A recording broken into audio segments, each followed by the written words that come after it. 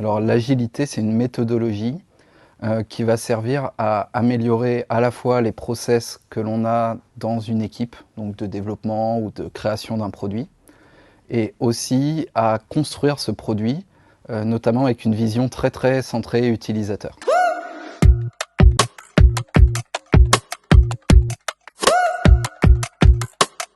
Donc il y a beaucoup de boîtes qui privilégient cette méthodologie parce que ça marche.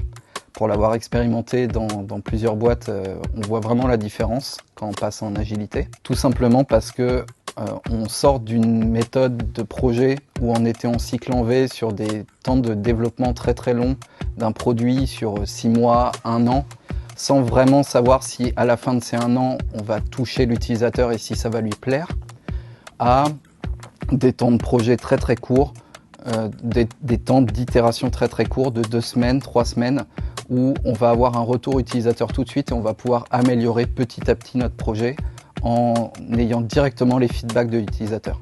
Donc ça c'est génial, on perd moins de temps et c'est pour ça que c'est beaucoup adopté aujourd'hui. Alors c'est une bonne question. On a souvent tendance à penser que l'agilité c'est pour les entreprises de la tech et de l'informatique. En fait, l'agilité, ça peut s'appliquer à beaucoup de tailles d'entreprise. On pense souvent à des grosses équipes de développement, mais en fait, vu que c'est surtout se concentrer sur les retours utilisateurs et comment construire son produit petit à petit avec les retours de l'utilisateur, c'est très très adapté par exemple pour une start-up qui a besoin de savoir si son produit il est valide, si il va toucher une cible et si les premières hypothèses sont les bonnes. Donc ouais, pour toutes les tailles d'entreprise et aussi pour des produits qui ne sont pas forcément digitaux, on peut le construire petit à petit avec des prototypes et ajouter des options petit à petit. C'est dur d'être exhaustif parce qu'il y en a énormément.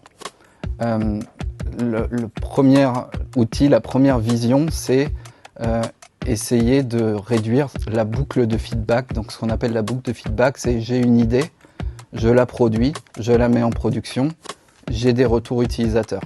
Et donc, cette boucle-là, on va essayer de la faire le plus court possible, donc en utilisant plusieurs outils, des petits lots, c'est-à-dire on va sortir des tout petits incréments, des toutes petites valeurs utilisateurs en production, plutôt que de sortir un énorme truc où on n'est pas sûr que ça va marcher.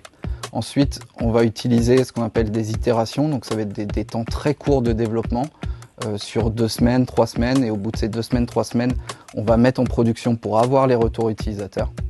On va aussi énormément utiliser des outils de productivité, de suivi, donc beaucoup de post-it sur les murs avec ce qu'on appelle la méthode Kanban, donc c'est un board qui va suivre toutes les valeurs utilisateurs, du développement jusqu'au recettage, jusqu'à la mise en production, jusqu'à l'analyse pour voir si ça revient en production ou pas, ou en développement.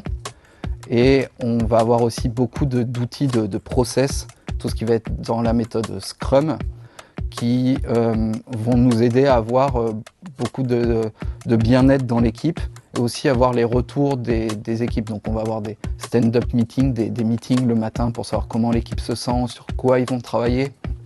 On va avoir des rétrospectives pour avoir le ressenti de l'équipe au bout des 2 semaines et savoir quoi améliorer pendant les 2 prochaines semaines, etc. Donc c'est beaucoup d'outils de feedback. Voilà, c'est une méthodologie très complète. L'agilité, en fait, comme on l'a vu, c'est pas forcément que des process pour des grandes équipes de développement très tech. C'est avant tout se consacrer à construire un produit avec l'utilisateur et pas seulement pour un utilisateur. Donc c'est pas avoir sa vision dans son coin et penser que on a raison et je mets sur le marché et c'est sûr ça va marcher. C'est plutôt aller voir les utilisateurs, savoir de quoi ils ont besoin et nourrir notre produit avec ce feedback. Donc ça s'applique aussi pour les startups qui ont envie de se lancer. Toutes les petites idées qu'on a besoin de valider, on peut les faire en méthode agile et incrémenter notre produit comme ça, petit à petit.